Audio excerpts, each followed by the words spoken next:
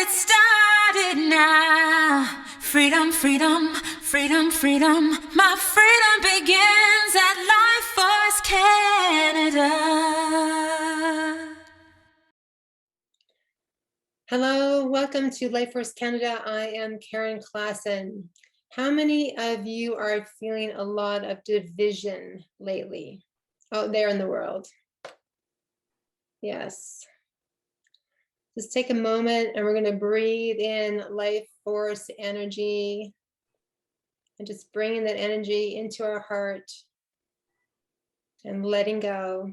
I'm here to remind you that many of the freedom movements are uniting here in Canada. I think this is very exciting and a necessary part in the evolution of consciousness. True leaders create unity, not division. At Life Force Canada, we are here to educate, to inspire you, and uplift you as we move through this time of transition. I'm here to also remind you to stay focused on that beautiful future that we all can create. Ignore the distractions out there because that's exactly what they're meant to do, to take you off course. You are a powerful human being and we all have so much potential. As you know, Life Force Canada is focused on co-creating a self-governing system, a parallel structure, a self-governing system that is where every town, every county is growing their own food, has clean drinking water, an abundance of clean drinking water, and is in control of their own destiny. And we know there's approximately, well, about 25% of the population within any given town in Canada who see the lies, yet they're not ready to maybe admit it or do anything about it. And less than 10%, I'm being very generous here, are taking inspired action. Yes, the awakening is happening, and eventually many people will be opening their eyes, taking off the blinders, and we want to make sure that we have our foundation ready for that moment when they do wake up, right? There is a meme that I read today, and it states, most people don't want to be a part of the process. They just want to be a part of the outcome. But the process is where you figure out who's worth being part of the outcome. And just think about that for a moment, right? There's about 20% of the people that are changing the system. And we want to make sure that, yes, everyone is feeling fear, experiencing stress and anxiety. However, even in those moments, we can say, okay, what's that one thing that I can do today that is going to be a part of the change, that is truly going to help make a difference? As John Bush from Live Academy stated, the vast majority of people that they polled in this view is the government and the media are a divisive force in society, and everyone knows this, but even though everyone knows this, they know the government is unable to solve societal problems or successfully execute any plan for the people. And government leaders, journalists, and CEOs are the least trusted leaders in society. And even though everyone in this poll knew that, the sad thing is that the majority would still prefer the government to be improved. People still believe or have hope in the government. People are still looking for and desiring a government leader to save them. And we know there are no saviors. We are going to save ourselves, right? We, the people. It is up to us to take action. And this whole way of looking at life where you're waiting for someone else to save you. That's why the elite have been in power for so long. It is we, the people, that are going to create the parallel structure. We do not need a federal government. We do not need provincial governments. We do not need politicians telling us what to do. It's time for us to all tap into that inner leader and awaken our soul force and create sovereign and self-sufficient communities that really preserve the peace. So one way of doing this is to stop buying products that are not good for you. Thank you, King. How many of you seen the movie Dark Water? It is about DuPont, the family DuPont, right? One of the Illuminati families. They had a 20-year legal battle over a toxic chemical used to make Teflon.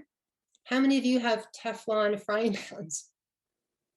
The chemical in it is PFOA, which is short for, I'm going to try it out here, perfluorooctanuric acid, also known as C8. So we're talking about a chemical here that is basically gotten into the blood of virtually every single, well, they say 99% of humans. Yes.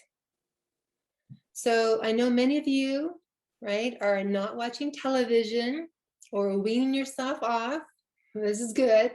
But if you do get a chance to watch this movie, I do recommend it. It may fire you up on the inside to do your own investigating. Investigate the products that DuPont has created over the years, and then stop buying them. So this is where we get to now invent new products that benefit the people or support others who have created health enhancing products. Kendra, you're funny. Well, my mom's sister just passed away on Saturday. And so my mom enjoys watching movies. Yeah. That's the only time I really watch movies. So speaking of products, we do have our Life Force Marketplace on Telegram. I'm sure someone here is going to put the link in the chat. Thank you, Tanis. Yes, she had 3, I do believe, 3 shots. Happening to so many families. Yeah. Do you mind if I answer in regards to the Teflon? Just give some people a little bit of context here. What it is a long chain hydrocarbon, which means it essentially will not ever break down. We can't digest it. We can't, the enzymes or whatever in our body can't break it down. So once it's in there for good. And the challenge that the people had in the movie where DuPont was poisoning the waters of this community and pretty much everywhere DuPont was, they essentially had every kind of cancer you can possibly imagine, birth defects, just absolutely horrendous since 1961. And essentially it's a cumulative effect. And the more the Teflon is used, and brothers, this is out to you as well. If you're using razors with the Teflon patch, getting that smooth glide, it's the same methodology to get it into your system. This tragedy is that they've known the caustic toxin that it was right from the get-go, because their first test, they just had cancer patients. And the crazy thing is that they just weren't quite sure how toxic it was. So they put Teflon in the cigarettes of their employees and did a test group. And they watched an entire shift of their employees smoking Teflon and thinking the company was doing them a solid by handing out free cigarettes while they worked, using their employees as guinea pigs. And of course, they all died. That I yield. Just want to give you some context. Thank you, Dwayne. even though Hollywood is a very dark quadrant of reality, they are going to be pushing out information that we need to know because they are still creating the sustainable environment, climate change, etc., going down that narrative. However, at the same time, it fires us up to let go of the matrix. And so I think it's going to be really important for us to, learn what we can. I do have, thank you everyone for your condolences. I will definitely pass on all of these to my mom. My mom has been very sad. So yes, thank you. Yes, in the last 2 years, we have lost now 5 people with my mom's side and our dad's side in regards to all of this craziness. So, and I know that a lot of you have gone through loss too. So yeah. Happy note is I attended a freedom fundraiser on Saturday along with Sandra and other amazing Life Force members. It was to raise money for Jesse here, who lost his without papers business due to AHC shutting him down. And Rocco, he catered an exceptional meal. Rocco also had his restaurant shut down illegally, right, in 2021. And there are approximately 300 of us freedom promoters in attendance, celebrating, hugging, connecting. There was dancing. It was so great to be around so many awake and aware and those who are taking action. So it was very, very exciting. Yeah. And on our last Monday's call, we talked about creating intentional communities and how to implement from a foundational level. We looked at different models, such as the One Small Town. We've talked about One Small Town quite a bit, and the Venus Project, creating a resource-based economy. Thanks to Sherry, it was so great to have someone on the call actually doing this. Natalie, who is creating an eco village in northern Alberta. They have the land now and are creating an infrastructure and preparing for those who are ready to join and build their homes. So exciting. When we take inspired action, we can really make our dreams come true. So I'm going to be offering a deep breathing meditation after our presentation today.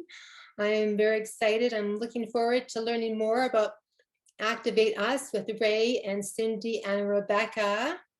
Ray and Cindy were a part of the 2017 attempt to implement Ubuntu contributionism in Frontenac, Ontario. I, for some reason, thought Frontenac was in Quebec. I am learning something new every day. Cindy was a core member from day one until the very end and playing an integral role, which is on the executive team. And she even hosted Michael at her home. And Ray was one of the last people to join, and he is the architect of the bridge, which we're going to be hearing about today. And Rebecca is former USA National Coordinator for the Ubuntu movement and remains a networking hub for pretty much any and all paradigm shift initiatives, particularly in the USA. And Ray is going to be presenting the bridge, and then we're going to have a Q&A, so get your questions ready. And Cindy or Rebecca will be also available to answer questions here as well. Now, I know there are so many bridge metaphors. However, I think I speak for everyone here that we're so looking forward to your interpretation, your creation, Ray. Hello and welcome. The room is yours. Awesome. Thanks, Karen. It was North Frontenac. Frontenac is in Quebec. North Frontenac's in Ontario. Just a side note. Thank you. Yeah. All right. Well, yeah, this is terrific. This is a lot of people. I'm a little bit nervous here. So this is a relatively new presentation. I think I have the actual the presentation transitions all worked out, but I'm pretty sure I don't have all my sentences worked out. So maybe if you don't mind, listen with 10%, 15% intuition if I don't get all the words just quite correct. But okay, so Bridge to a Parallel Society is the name of the presentation, and what we're doing is, what the bridge does is it is essentially keeping societal systems keeping pace with human evolution. So this slide, I don't think I have to tell anyone about it. The world is changing. There's one part of the world, our old paradigm, that is kind of burning, turn to ash, turn to rock. Where this work comes in is the transition from what is outgoing to whatever the next generation creates in the future. So we're that bridge in the middle. And so so we're not necessarily, when a lot of people think about building a parallel society, I think the one of the defaults is literally driving down the road and building a replica town. And there's nothing wrong with that. I would love to do that. That's just not exactly what the bridge does. The bridge works with intentional communities, with new communities. It also works with the fabric of society, the mass of civilization. And an example of this is, if you think of our healthcare system, we have a healthcare system that's been building over the years. We also have an alternative healthcare system, or a wellness system, that's running in parallel at this moment. So probably accelerated over the last couple of years, our outgoing healthcare system is on decline. Maybe people are afraid to go and at the same to a hospital. At the same time, they might be more encouraged to go to a more holistic healer. Over time, likely what will happen is we'll take the best of both worlds and put them together into a common wellness system in, say, 35 or 50 years. And the reason I put a hospital building there is because a hospital is actually a useful tool. It's usually situated in a good part of town where we can easily find it. It has a turnaround and loading docks. There's good things to hospitals. It's just there's a lot of pieces of the healthcare system that aren't exactly in alignment with where humanity is going. So to take the upgraded parallel wellness system, put it into an existing hospital, that might be the way that society transitions over the long term. And so a hospital or a wellness system, healthcare and wellness system is one aspect of society, but we have many aspects. We have industry and small business, finance, justice. These are all different areas of society. For the last, 6,000 years, thousands of years anyways, they've been built on a platform called commerce, which is essentially the concept of trade or exchange, which led to monetization, which led to hierarchy and centralized decision-making. And now that system of commerce may have been terrific in a legitimate area of time of scarcity. We know that right now scarcity is manufactured, which means the commerce operating system is out of date. We have all of these emerging societal areas such as education again, and these are all emerging. But if we were to build all these new emerging societal areas on the old system, where do you think we're going to be in another 80 years? And this isn't only rhetoric. If you think after, say, World War II, tyranny was eradicated. We had, all these new household appliances and suburbs, and air travel was for the common person now. And this is, we're going to go into a utopian society now that the war is done. Well, it was built on the outgoing platform, the commerce platform that caused the problems, and we're right back here again. So if we were to do this again 80 years from now, we're just giving our grandkids and great grandkids the same problems again. And this is where the bridge comes in. The bridge is an upgraded platform, so that all of our great new societal initiatives don't go down the same road again. A great analogy is the cell phone. So if one were to put an upgraded digital app on a cell phone that had an outdated operating system, the app isn't going to run correctly. It's going to be glitchy and crash. But if you install an upgraded operating system that kept pace with new technology, well, then the app reaches potential. And that's what the bridge is. It's an upgrade to society's operating system. And again, so likely over time, when all of our societal apps or initiatives grow, we'll most likely take the best of both worlds, and then we have all of these utopian societal systems that we all love. Commerce and scarcity, that'll all be part of the history books, and we'll have to come up with a name for that new paradigm. So our government systems, or our fundamental societal systems, have been in a place of, actually, I'll back up just a little bit. The bridge isn't isn't driving this evolution. So the human species is evolving. That's something that's happening outside of our control. Where the bridge comes in is we have the ability to manage or to control how we manage our systems. Those are things that are within our control. And so from the concept of dependence versus interdependence, our outgoing societal systems for thousands of years have been in a state of dependence. And that looks at situations from a point of view of, you do it for me, I'll do it for you. Or more aptly is, you owe me and I owe you. Whereas these utopian style societies that we're all striving for look at situations from a point of view of, it needs to be done and I'll do my part, knowing that other people are looking at the scenario from the same point of view. The outgoing systems of dependence are a codependent relationship, and you could probably apply that to what government of Canada is, or whatever most governments are trying to instill. Whereas an interdependent state of mind is a state of partnership. Both of these scenarios are reliance. In both scenarios, multiple people are needed to rely upon each other. It's just that the codependent outgoing systems are reliance based on need, where we're trying to get to is reliance based on trust. They're exactly the same, just totally different. Dependence is based on control, where the future of interdependence is based on responsibility. Outgoing is immature and childlike, where we're trying to get to is mature and adult-like. In the middle here, on the way, is the state of independence, which is, I can do it for myself, I can do it for myself, a state of self-reliance.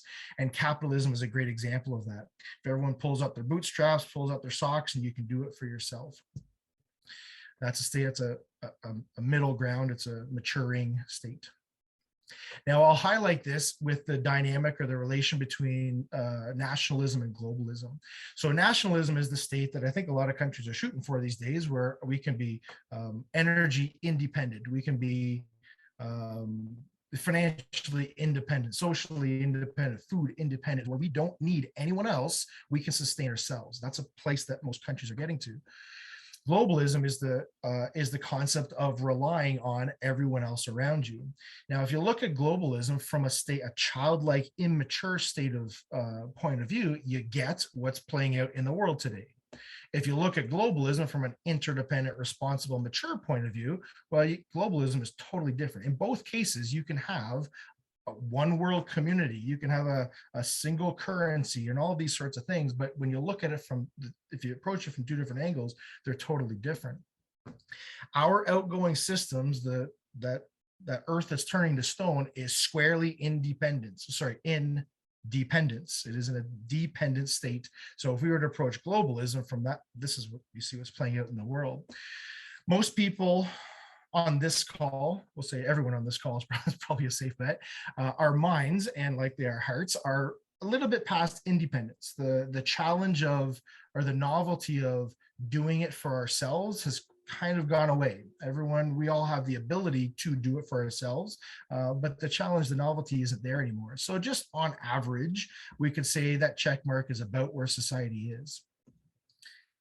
Most initiatives out there try to leap from dependence to interdependence, just try to instantly get there, and likely because they look exactly the same, even though they're totally different. But the thing is, trying to leap from one place, from dependence to interdependence, is actually jumping off into the abyss. What needs to happen is we actually have to transition through independence, become firmly there, so that our minds and our hearts are in harmony, and then we can move forward into interdependence.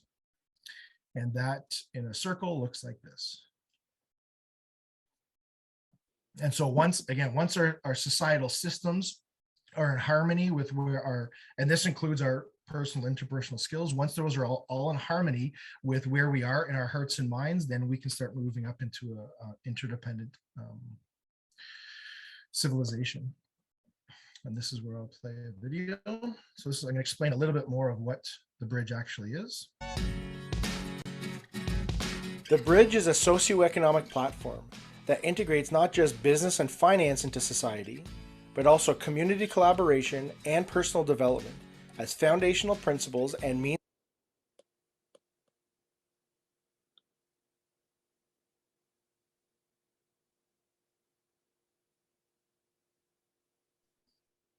aims to achieve a civilization of true sovereignty and abundance. The bridge adopts the worker-owned business structure, circumventing all externally imposed systems of control, keeping decision-making power with the people. It also reroutes wealth accumulation away from central banks, corporate giants, and other self-appointed authority groups back to those who are generating the wealth. The accounting switch is a reordering of the balance sheet to make better use of monies, accelerating the worker-owned businesses, as well as most other aspects of our proverbial journey across the bridge. Pay with Product utilizes in-kind trade as a way to both lean business and increase standards of living to those participating, and is the beginning of the bridge's exponential leap beyond what capitalism could ever hope to offer.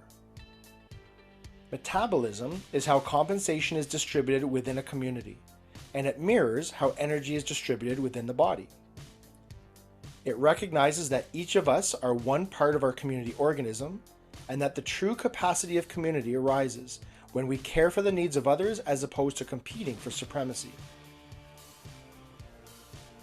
The Cascade is a strategic plan using collaboration among businesses, which can offer unmatched efficiencies, resilience, and an ability to adapt and grow stronger as communities naturally evolve, spreading and overlapping across neighboring communities, industries, cultures, and generations.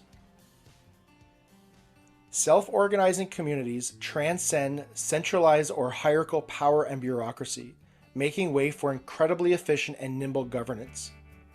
To be part of a self-organizing community definitely takes practice and a certain level of evolved awareness, which leads to the personal development part of the bridge.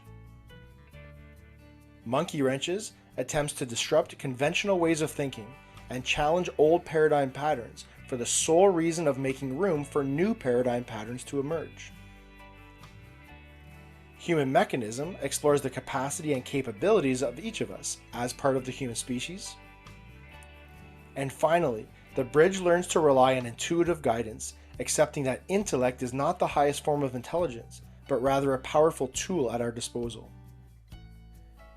While our outgoing network does the best it can with its clunky mechanics, the bridge offers an upgrade to society's operating system and pathway to the next stage of human civilization, where a new generation of sophisticated and much more powerful societal applications await, at long last retiring what was once a marvel of human civilization to history books and museums, where it can rest with all the other fossils. Visit activateus.org, where you'll find books, more video modules like this one explaining the bridge, along with our gift shop, training programs, and a community as we all cross this bridge together. So that's a little bit of an explainer on what it is, but this I'm going to elaborate just a little bit more. I have a couple of sentences here that sort of frame it. So what the bridge is a social structure offering compatibility among new paradigm initiatives. So it is not necessarily a new paradigm initiative. It's a platform, or it offers a compatibility among all of these initiatives.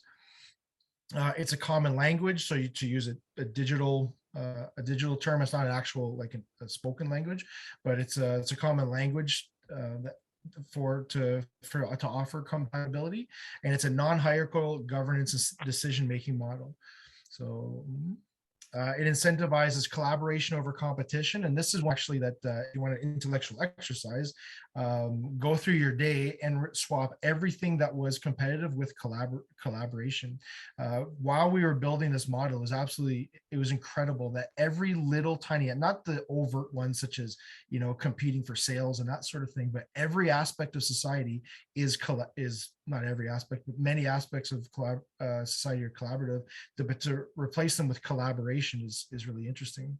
And then the three areas that the bridge integrates onto the single platform is business finance, community collaboration, and personal development. So personal development and interpersonal skills are parts of life. Our outgoing systems, our outgoing platform of commerce only recognizes the business bottom line aspects, where the bridge actually integrates all three areas of society into the structure. As well, the bridge begins right now. So we don't pretend that we are all collaborative people, and we're all going to get along starting tomorrow morning forever. We're in the middle of an insane, crazy time of like Karen was saying off the top, of division. We are right in the middle of it. That's where the bridge recognizes we start. And where the bridge ends is at a point that's where we are actually collaborative. And at that point, it's likely the bridge will no longer be necessary. Actually, I know it will no longer be necessary. We'll be in a completely different frame of mind. So essentially, it's an upgrade to society's operating system. So I'll pick one aspect of the bridge apart, called the accounting switch, under the Aikido economics, which is the business finance part of the bridge. So I think of the accounting switch as a pebble in the pond. The pebble is simply on your balance sheet, cut the salaries expense and paste it below the bottom line. If you were to cut and paste, you have done the accounting switch. Congratulations, that's the pebble. But the ripples look something like this. So the first thing it does is by freeing up, by reducing the expenses of a business, it frees up money for business operations, such as marketing, sales, research, development, all those sorts of things, which potentially increases revenues, which increases paychecks, because the step before the accounting switch is that everyone owns these, everyone is part owner of these businesses. So by the business doing better, you directly get more money. Doing the same job, you simply get more money. And this could express itself through either higher paychecks, reduced hours, or some combination of both. From a business point of view, it also opens a possibility of lowering prices. And then, so what that does, think from an internal point of view, it would incentivize the average person to do a good job at work, because the better, the more efficient, the better work that we do at my workplace, because I'm part owner of it, the more money I get. It also incentivizes to help other coworkers do a good job. And on the flip side, it helps one get over their ego, because if I'm not doing a great job, it opens me up to accepting help from other coworkers, so other co-owners. In general, it helps everyone who co-owns this business for the company to succeed. Follow this around. What does that mean to your home and personal life? So imagine if you went to work every day and you had a little bit more money and you liked your workplace a little bit more. What would that mean to your home and personal life? Would you be motivated to share that with your friends and neighbors? Would you be more inclined to spend more money at local business? From two sides. One is maybe you have more money, you have more free time to do stuff with the things that you bought. Plus, if your local business who's practicing this lower their prices, there's another incentive. And then spread this out. These are the outside rings of the ripples. What does this mean for your town? Imagine if many businesses are doing this. And this now relates to the symbiotic nature of just the subtle and the material aspects of reality, where the accounting switch is a material action. You do the accounting switch, frees up money, etc. But that affects the subtle aspects of the person, which then translates back to the material aspects of the town. And so the accounting switch, just the one aspect of it, opens opportunity for movement, which frees up space, which opens more opportunity for movement, and on and on and on. So simultaneously, the material and the subtle are affecting each other. And so that concept isn't limited just to the accounting switch.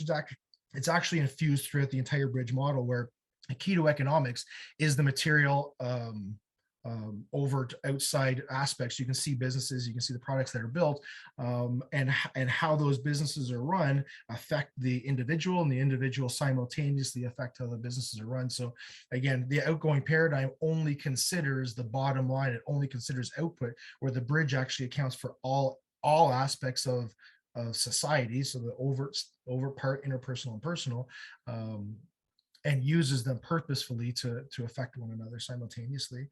So the business reaches back to the personal reaches forward to the business, and the interpersonal aspects of the bridge cause and affect the business and the personal aspects. Another area of the bridge that I can pick apart just a little bit here is how a community would unfold the businesses on the bridge platform.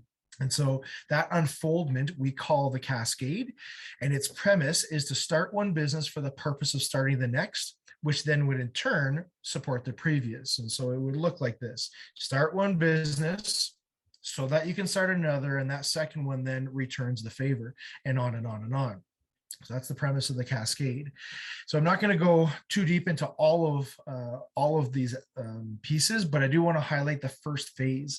And now the first phase isn't necessarily 4 or 5 businesses. That's the quantity of businesses isn't what constitutes a first phase. It's more a progression of your community. And so the purpose of first phase businesses are simply to initiate something, get something going, get some momentum movement, work out some of your systems, and get some cash flow going so that you can perpetuate the process. Some of the systems that you might want to work out are: what do your meetings look like? What are your messaging and communication systems? How do you deal with conflict? How do you make decisions? And how do you bring on newcomers? So eventually more people are going to be interested in this. How do you bring someone new in on day one, on their day one, when you've been doing this for 6 months or a year, except, for example? So those are some things to work out in your first phase businesses. Beyond that, you get into more robust and more robust businesses that have more impact on your community. Then we get into longer term projects. Then we get into the infrastructure, which are essentially community projects that don't make money. They're not businesses like road maintenance, etc. But by that time, a community is sovereign and they can start absorbing that into their network. And then we cross this magical line of abundance, and it pushes us into the next eons of prosperity.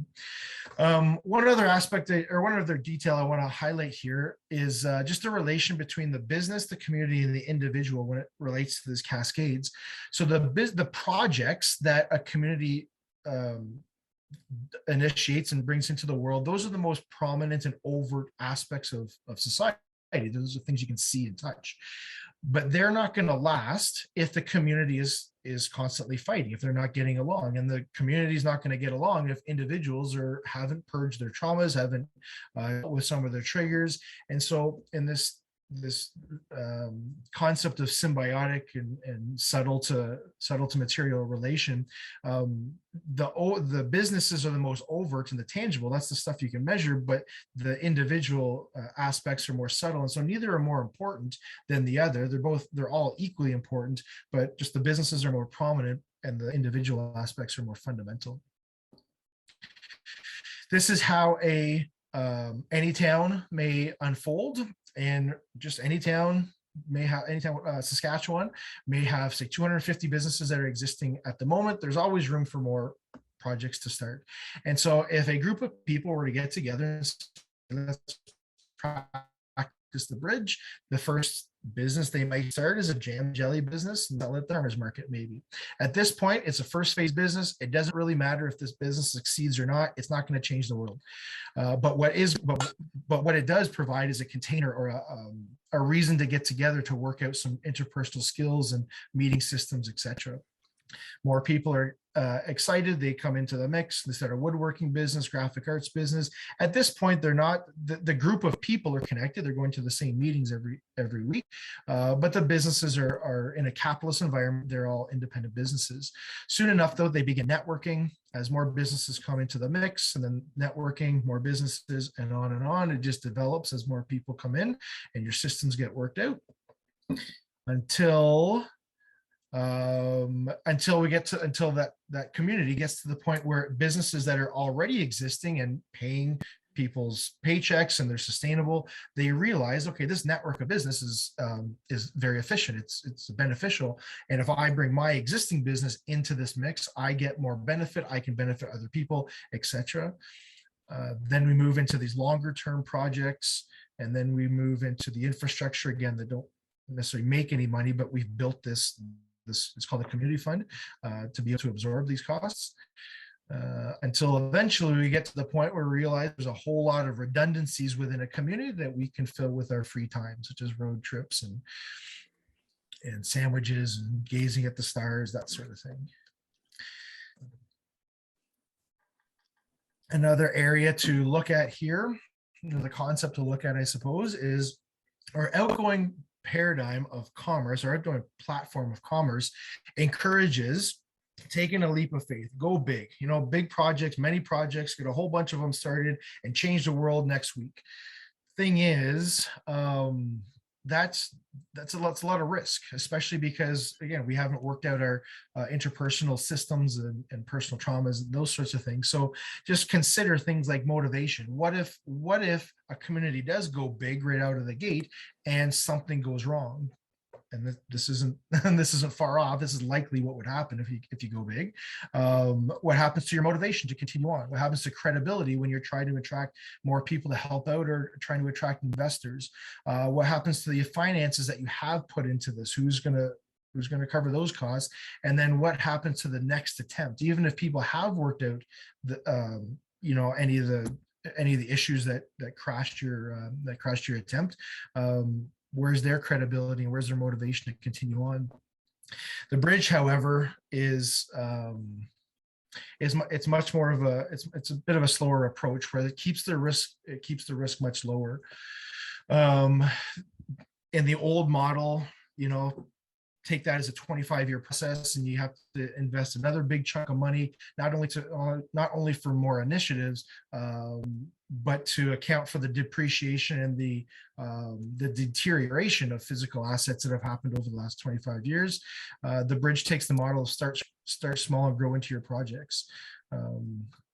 Start small businesses as we work out our personal and interpersonal systems, and it just keeps the risk way down, so that it keeps the risk way down.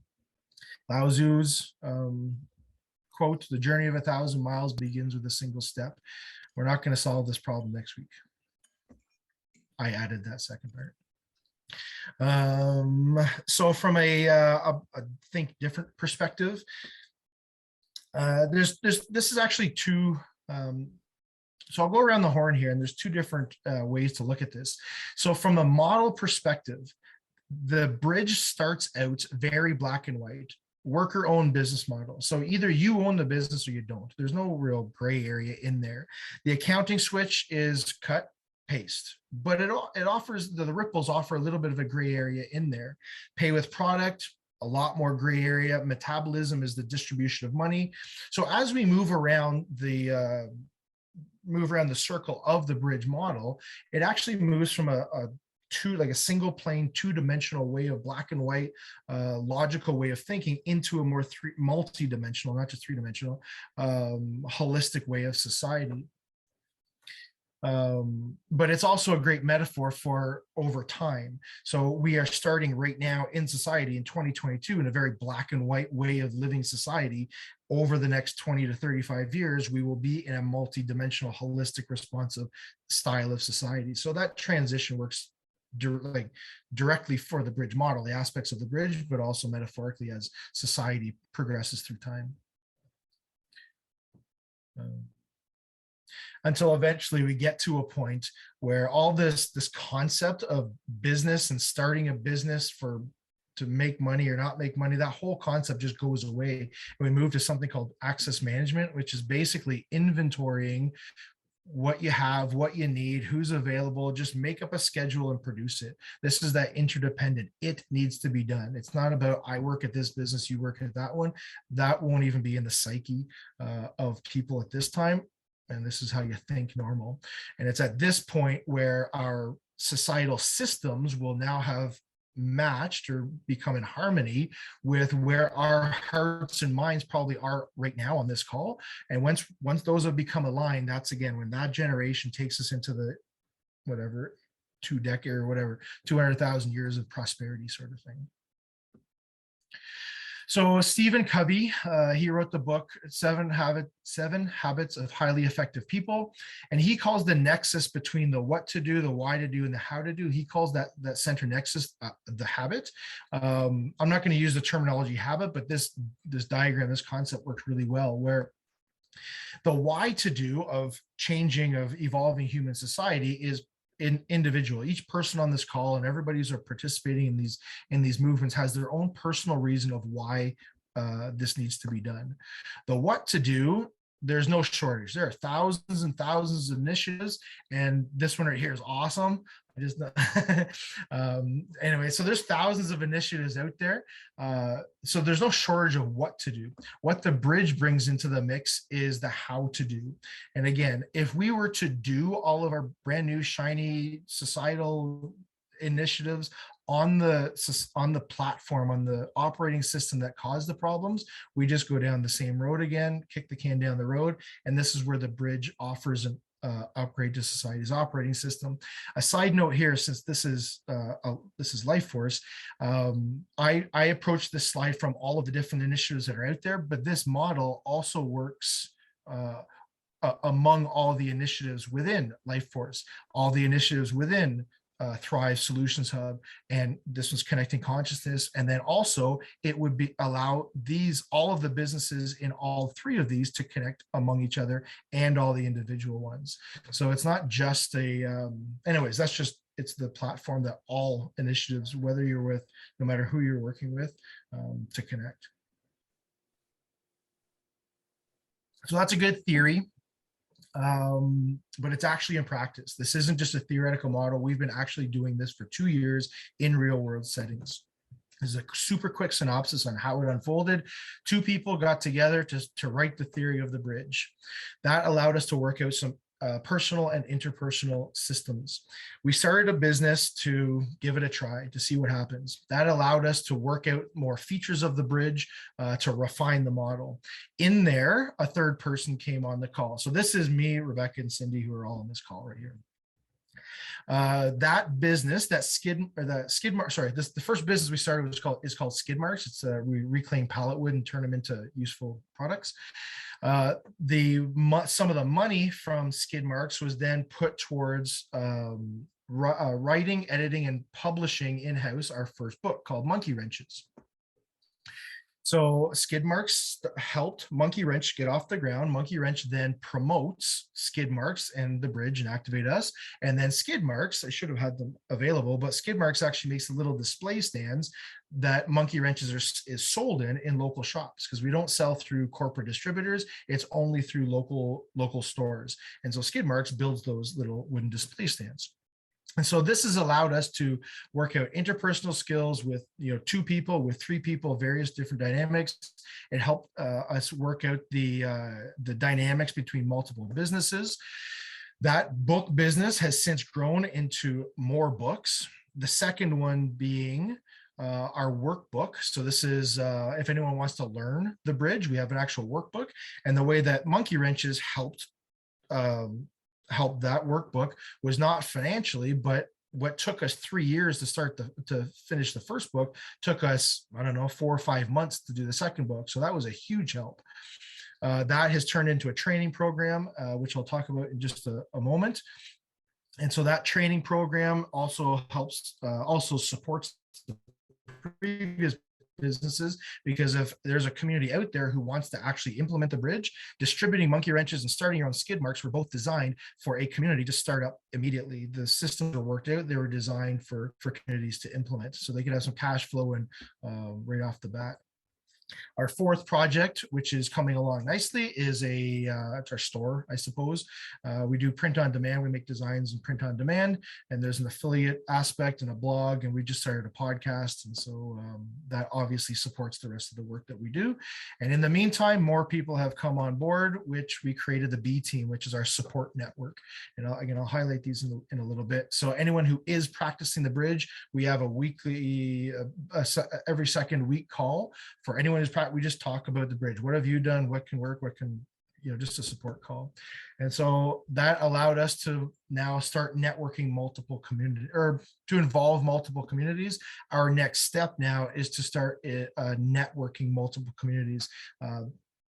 That's down the road. Individual communities have to get established, but then they would start networking. So back in 2017, we started theorizing the bridge. In 2020, we started our first business, Skid Marks, and now we're ready to share it out with the world. And that's the small evolution of the bridge. And so our workshops are called Activate Your Cascade. So any group of people or any individual for that matter who's interested in actually implementing this, or at least going down that road, we have a workbook and a workshop in place to start building your cascade. So just to start wrapping up a little bit here, from an interdependent point of view, we are, again, we're not just spouting that as theory, we're actually walking this talk. So the way that we run Activate Us is we offer this presentation and a whole bunch of video modules on the website, a whole bunch of literature. So we have a ton of resources on how the bridge works. We're building this workshop this workshop, and we have a support network in place. So all of these things are simply offered. This is, I'll do my part aspect of it. We're just simply doing that. Reality is, though, things still in the world still cost. So rather than us asking for money from anyone, from a point of view of balance, we have these businesses, and if anyone feels like they want to support this business, they simply buy something from us, knowing that it goes to the business pays us, and because we're running all of these businesses through this refine the model, well, not anyways, it gives us more information, which then goes into the resources, the workshop, and the support network. And so this is and if nobody ever buys anything from us, this just all fades away. That's just where humanity is, right? So we're practicing the interdependent side of it. And so this is my sales pitch. This becomes my sales pitch. What is a viable pathway forward worth to you? Is it worth buying a book? What is hope for next generations worth? Is it worth a mug or a t-shirt? And what is the split between rhetoric and action? This is where I'm finding this in our local. We're doing it here. We're practicing the bridge locally here, and this is a real. There's nowhere to hide. There's a lot of folks out there who want to change the world. There are very few people who want to change the world, who are actually changing the world. And so, is action worth setting up a workshop? And again, there's no cost to it. Is it just worth it to you? And I'll leave it off here. We'll do some questions and general thoughts. But if anyone is keen on going down this road, these are your 3 steps.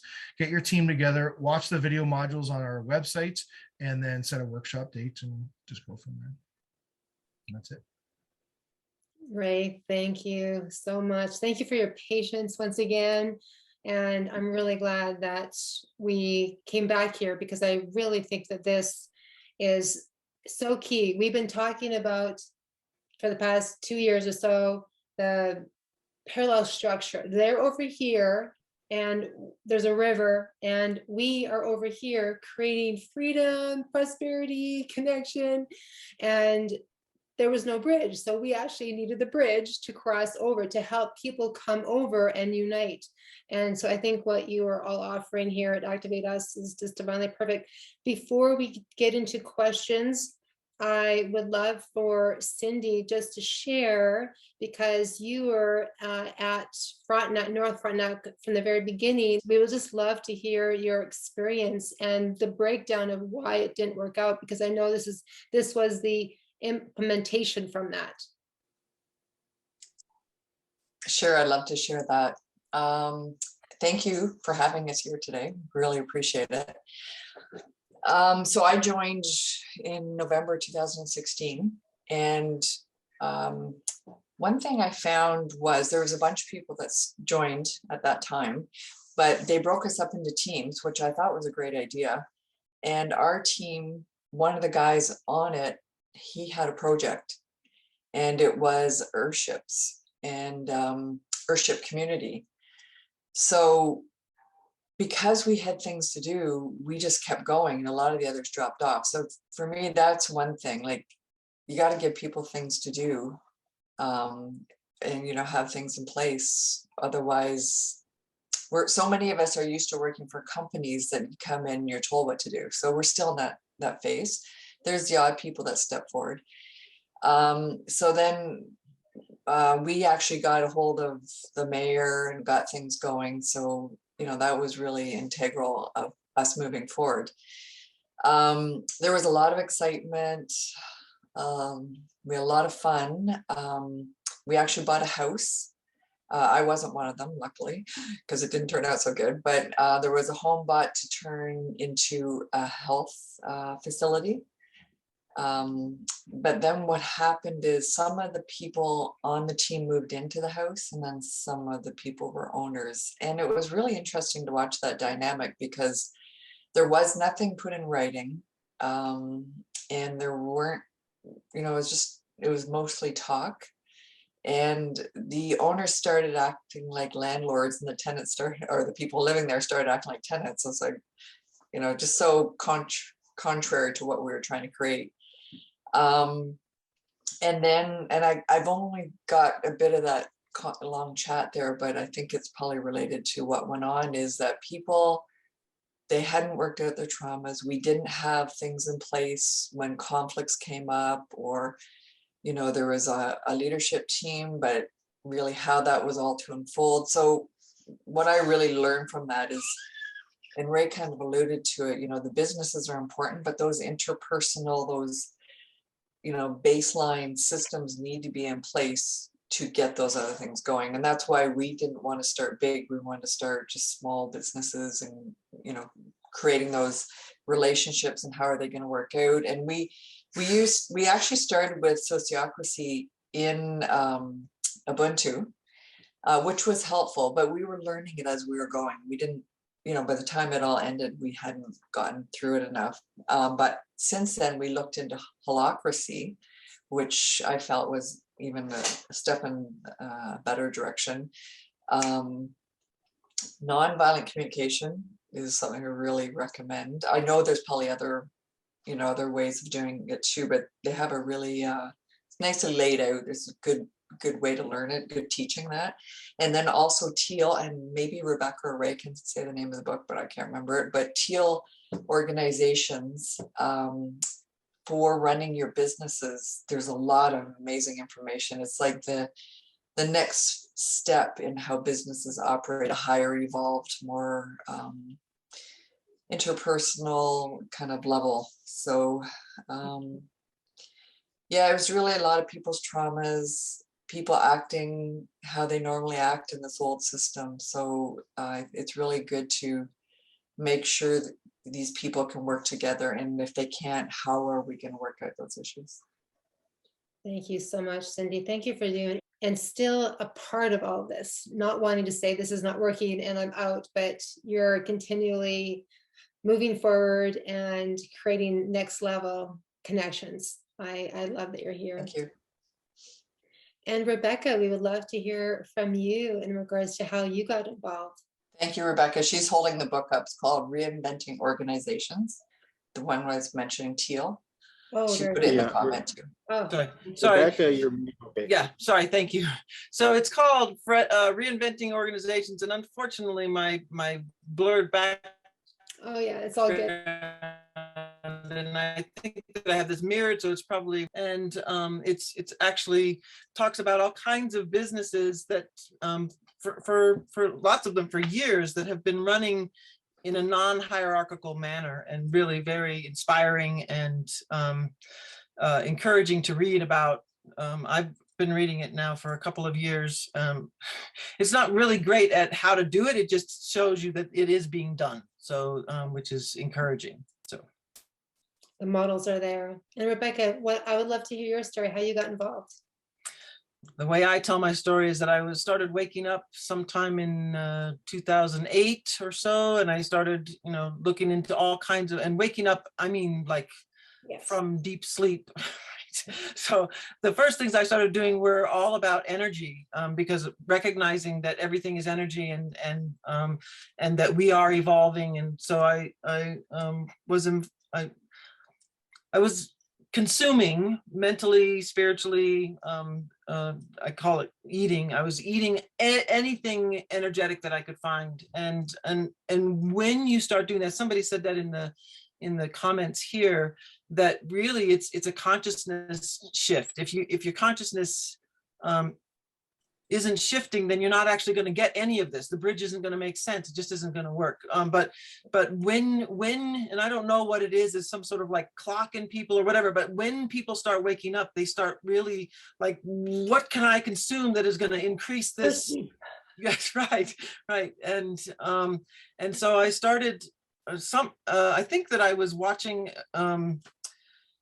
the guy who's talking about the climate collapse and we only had 10 years left. And I was just like, oh my God, what's the point of all of this growth then, all of this evolutionary thing? If we're all going to be dead in 10 years, what's the point? And then right sort of along in that YouTube thing, there was a Michael Tellinger video. And I was just like, oh my God, yes. And so I got the book and I got connected with the US movement and was like, all in 112%, just was like, what can I do? I want to do this. I want to be involved with this. I want to be part of the change. And we actually, at that time, the United States was really very active with the One Small Town stuff. And we were sort of in this, okay, which mayor's going to jump in there first? And North Frontenac jumped on the fast train, and from an energetic perspective, I think that there were things that Michael Tellinger wasn't ready for, and so the movement itself was not able to go beyond what he was capable of holding. And he's done obviously an enormous amount of work in the last few years.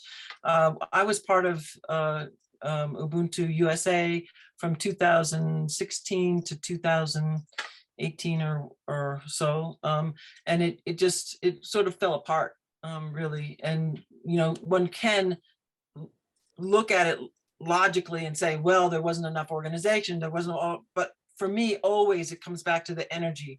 What's the foundational energy?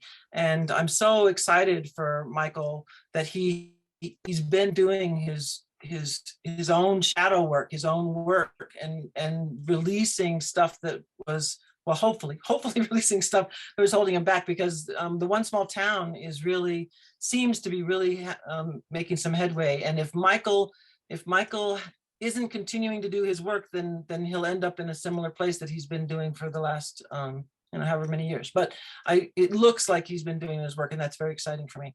And that comes back to, again, what I think King is pointing to, and probably you guys as a group in general, the personal work. If each one of us is not holding ourselves accountable to what shows up in our lives, then it doesn't matter what kind of model we come up with, because we will come up against ourselves. And so it's just incredibly important that be the wakey part, which we sort of make it light and whatever, but that is the heavy lifting part that's going to make this consciousness shift a reality for us. And if we're not willing to do the work, I think maybe it was still King, somebody was talking about how he looks forward to the conflict because of the deepening in the relationship. And that's absolutely true if you're working with people who recognize that as well. If you're working with people who are just ready to hammer you with blame and whatever, then it's very, very challenging to move that through. The nonviolent communication, Marshall Rosenberg talks a little bit about that kind of stuff too, although he has figured out how to get people to listen, deeply listen to each other. So anyway, so my story basically is that I am an evolving being, and I want to be on the evolving edge. So wherever that is, that's where I'm headed. So thank you, Rebecca. I'm so glad you're here. Yeah. And I would love to move into a Q&A. Do you have time, Ray, Cindy, Rebecca, for questions? I trust you do for a few anyways. Excellent, good. Yeah, excellent. So please raise your hand if anyone has questions here for either Ray or for Cindy or Rebecca. It's a perfect opportunity. I think what you're all offering is exactly what we need. And I love that you brought forth the interdependence model, because of course that's where we're going. Well, I was reading the chat while Ray was doing, and that one of the questions, and I'm going to hand it off to Ray, but one of the questions was, what about the elderly, the handicapped, and what happens with the people who aren't actually able to engage in what we would normally call work? Beautiful. Yeah, it's a really good question. So this is a transition. Not everyone and not every scenario is going to be accounted for next week. But if you think in a bigger picture, when we get beyond, so monetization is a product of the commerce platform. And once we move away from the commerce platform far enough, monetization no longer is a lot less relevant anyways. And so what that means is if say an elderly person isn't able to move a box 8 hours a day, well, it doesn't mean they're not valuable anymore, right? On a commerce platform, only people who can move boxes and can do certain things are worth anything. But once you get away from this monetization concept, well, everybody is worth something. Listening is worth something, because if you can talk someone down from being, that changes the entire dynamic of the project, et cetera, et cetera. So that's the technical aspect of it. In the grand scheme of it, everybody is worth something. Actually, if I want to take another look at this, even in today's actually, I'll just leave it at that. So once you start removing monetization from it, the value of a person completely changes. Thank you, Ray. Absolutely. Claudia, go ahead. Yeah, hello there. Ray, you cut it off there. It was too fast. What about, I hear what you're saying, and it's beautiful, but so what about the people that really, that they have to be cared for? They really can't interact. I read for a while for a lady who had MS, and she was 15 years in a hospital bed. And she wasn't verbal anymore. I mean, she could make sounds, but honestly, she had to be cared for. So I'm sure there's a place for people that need care, right? We just have to be so conscientious that we say, yep, no, we care for them, right? Yeah, and the same works on the other side of the age spectrum, where a 2 and 3 year old, they're not going to move many boxes, right?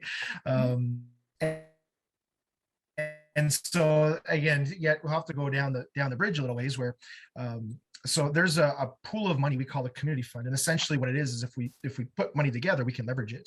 And if there's enough money to be leveraged, and in this particular town deems that, well, we have enough seniors who are in hospice care, we need to funnel that money into hospice care, then that town can do that. The money is available, and the same goes for maybe children. And so this isn't a next week thing. This is down the road. So we'll have to live in a capitalist environment for a while. We'll have to raise funds and get grants for these facilities.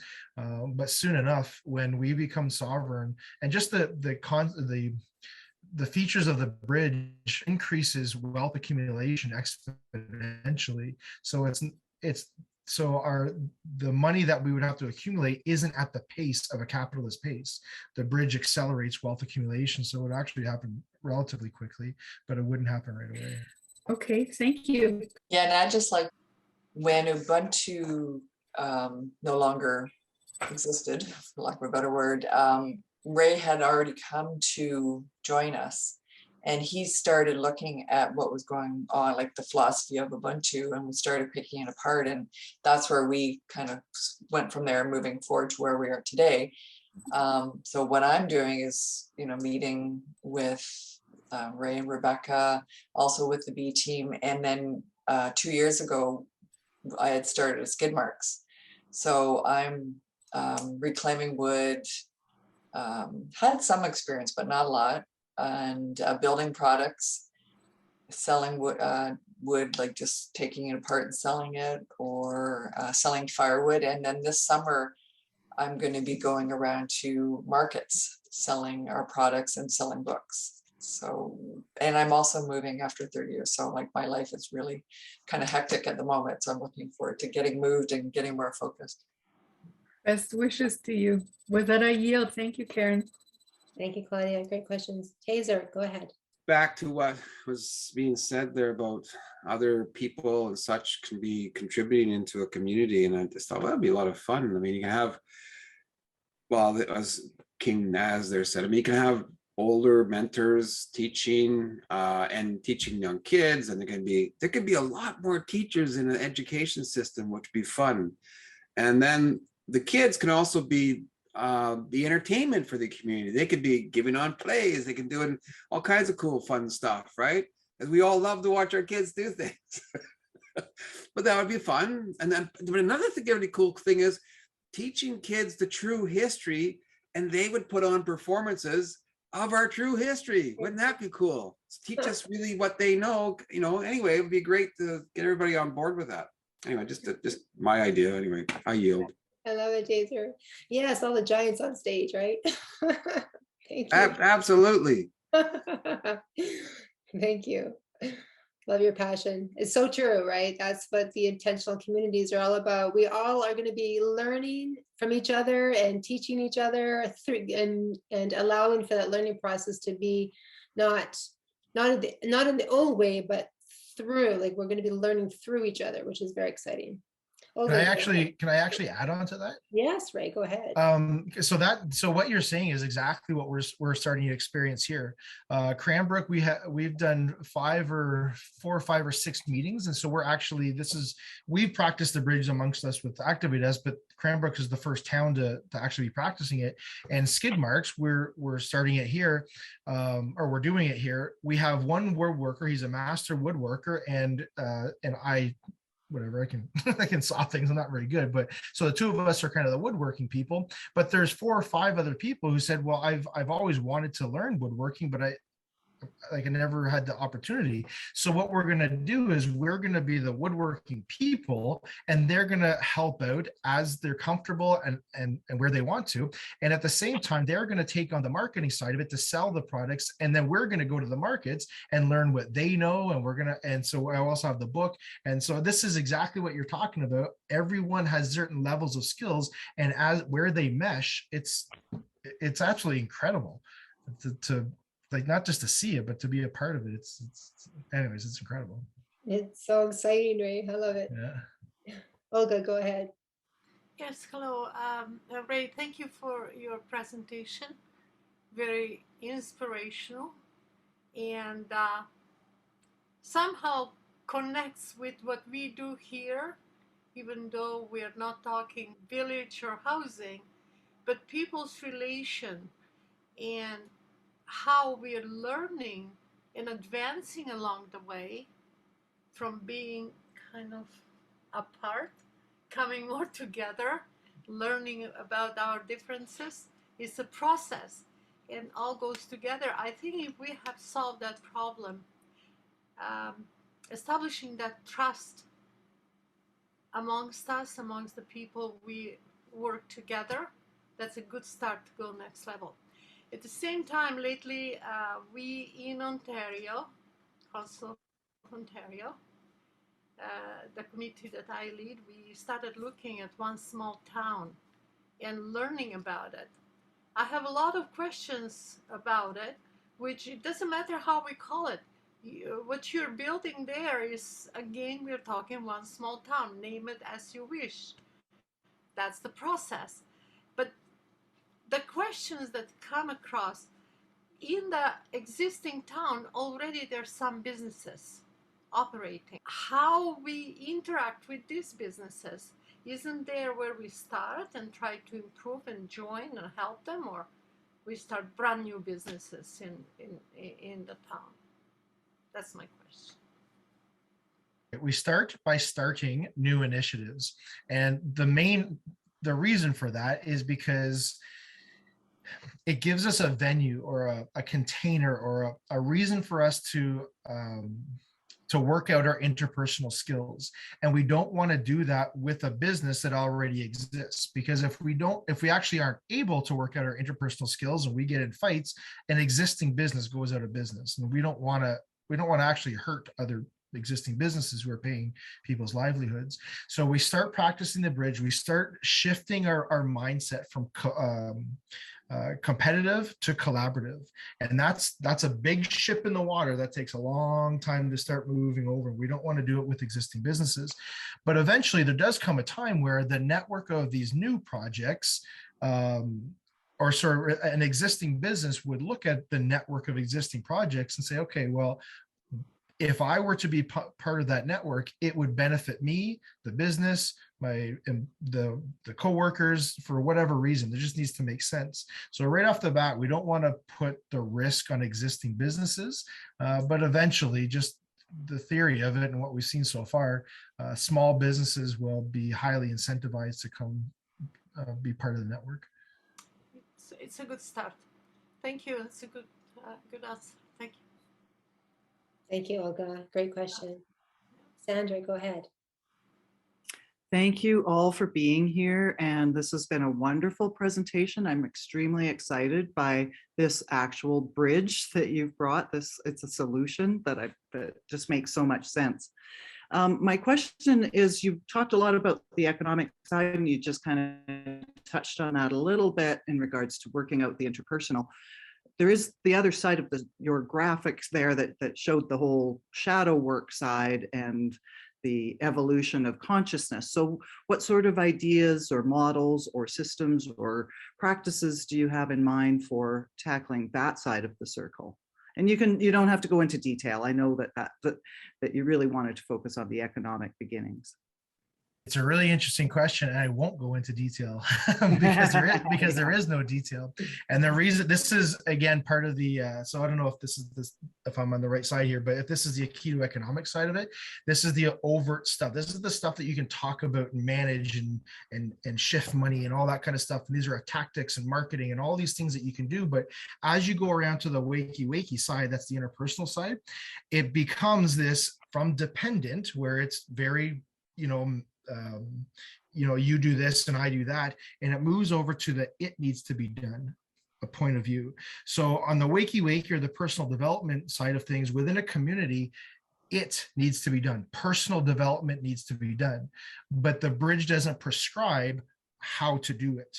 And just think of this scenario. You got town A is a group of hippies, town B is a group of bikers, right? Their personal development is completely different, right? And so it's not up to the bridge to tell you how to develop personally. It just simply says it needs to be done. And within that town or community, they work out the things that actually get done. And as a side note here, I've said this many times within our group, there is a group of people who are, call them relative experts in personal development and spiritual growth. And I'm really interested to see what they develop for our community. So anyways, that's that. Thank you. Excellent answer. I love the answer. Thanks so much. I yield. Thank you, Sandra. Ray and Cindy and Rebecca, we so appreciate you. I just want to ask, when is your next workshop? Whenever we schedule this. Okay, good. Yeah, I would like to get some more information on that and see what that looks like for even our community moving forward. And I see the alignment here, and thank you so much for putting our logo on your presentation as well. Yeah. I think that what you're doing and what we're doing, it's a perfect match. I know that many of us here, we're all taking action. However, we know as we grow, we're wanting to create that bridge and a foundation, and to see how we can support everyone mentally, emotionally, spiritually, and physically. One of the things that we have stepped up to do in our agricultural think tank is because we know, for example, that we all need to start growing our own food in our towns and counties and provinces, etc. And so there's many of us on the agricultural think tank that are just getting our feet wet in regards to what that looks like. And so I keep reminding everyone, we're going to start small. We start small and grow into our projects, grow into our businesses. And you guys have that same model, and I really appreciate it. Thank you, everyone, for being here and for standing for freedom. Together we rise. I know it's late. I'm still going to offer the meditation. If you want to stay, it's just 10 minutes, deep breathing, connecting to source, connected to our higher self. And if you want to stay, you're welcome to. If you need to go, I completely understand. Thank you and have an awesome week. And for those in Alberta, we do have our Plan Council Alberta meeting tomorrow night. We look forward to seeing you there. I'd love for you to join our think tanks. They are on the lifeforcecanada.ca website. The link is at the very top, and you're welcome to join any of our think tanks during the week as we all come together and mastermind and step into inspired action. What do you guys say? It needs to be done. I'm going to do my part. I love that. Thank you.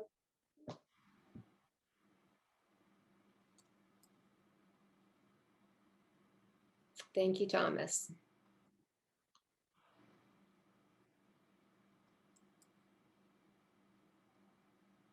Okay. So everyone just maybe stretch just for a moment.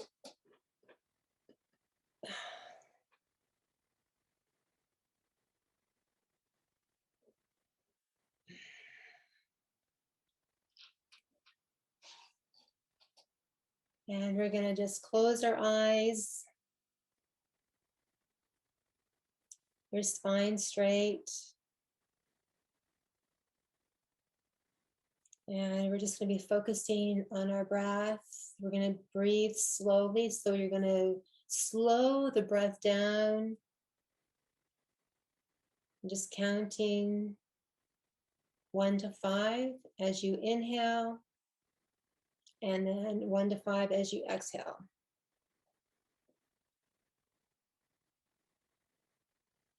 And just breathing all the way down into your belly.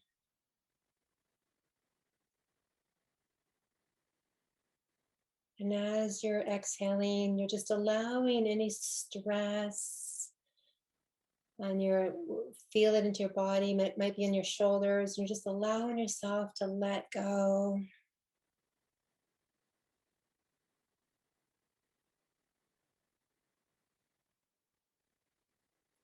And as we move forward in life, we're moving into unknown territory. And it can create that anxiety in our body. And when we feel that uncomfortable energy, stress, frustration, anger towards the government, whatever it is that we're feeling, fear, uncertainty, if we allow that energy to stagnate in our body, it begins to build up and build up and build up and build up. And when we have a buildup of that uncomfortable energy, what we've been taught to do is take all that energy and exit it out of our mouth in very toxic words. And we're being taught that we don't need to do that anymore. We can actually just be with that uncomfortable energy. And to know that that energy is really not who we are. And as I'm expressing, just keep on breathing, letting go. So all of that energy is fear-based. It's coming from the collective, and we are here also to breathe through that collective energy. We are powerful, divine beings, and we have the power to transmute that lower frequency energy. And in so doing, we are assisting the collective in rising up just through our own breath, through conscious breathing. of allowing ourselves to be intimate with our energy that moves through us instead of fearing the energy. We're learning to dissolve our fear of energy so that we can begin to create a container within ourselves that holds the highest frequencies of energy. However, before that container can be created, we need to learn how to hold that fear frequency within our body and not project it out in negative ways. We breathe through the energy.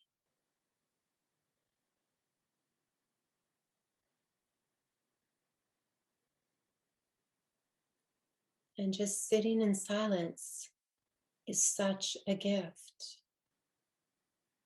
Sitting and no longer fearing our mind, no longer fearing the thoughts that we have within, allowing all thoughts to pass by like clouds.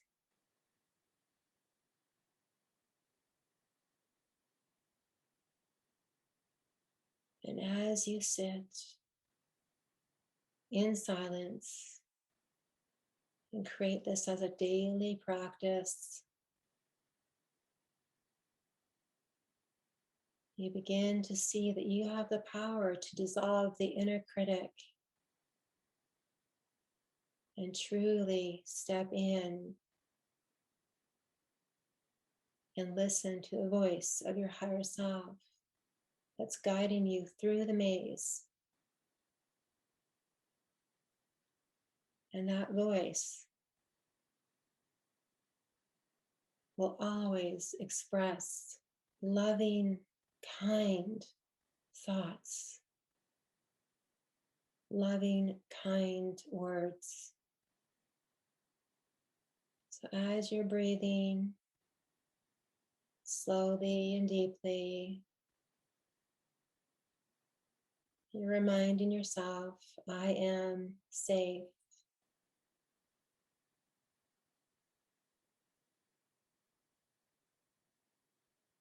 I am supported by the universe.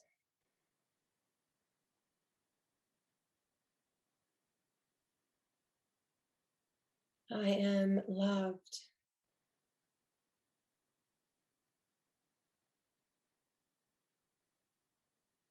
I am love.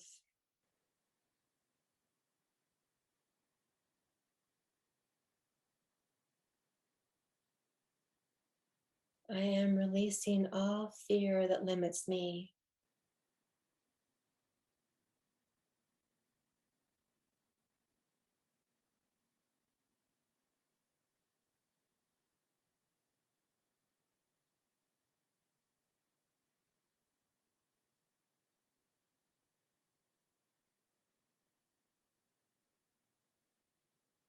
I am releasing my fear and choosing love. I am choosing forgiveness.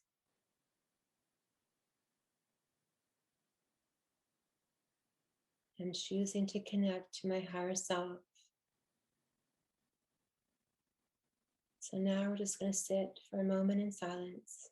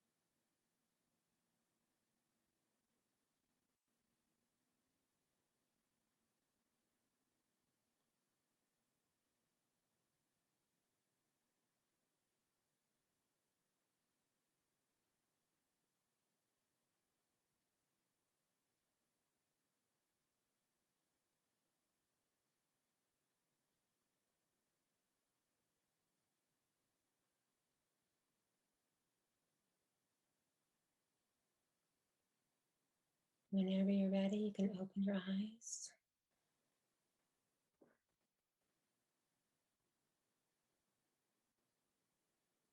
And just remember, when you're complete with the call, to go and have a drink of water. Hydrating yourself is very important.